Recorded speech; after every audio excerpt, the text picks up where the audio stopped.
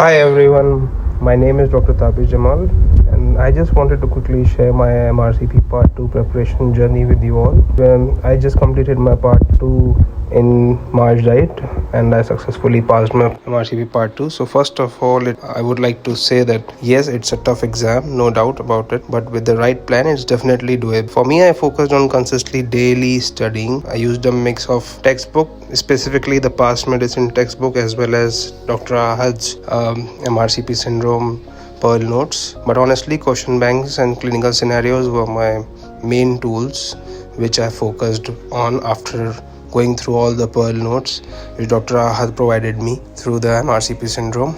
I used to do the theory in the morning and go through the lectures from each and every specialty, and once I complete each and every specialty, then I used to do the questions for that particular specialty as guided by Dr. Ahad, and that really helped me balance things out. Of course, I had my struggles, time management, feeling overwhelmed at times, but breaking topics into small chunks and doing regular revisions kept me on track. The main thing in the MRCP Part 2 is your concepts, which should be really nice and should be thorough, because you are dealing with the scenarios in the MRCP Part 2 examination, which if you don't have the knowledge of the basic concept, then you won't be able to reach the final diagnosis in the exam steps. And trust me, giving yourself short breaks is super important for while you are preparing for this exam. I have to say that the courses which was provided by Dr. Ahad, MRCP syndrome, made a big difference. They simplified the tough topics and helped me focus on what really matters for the exam.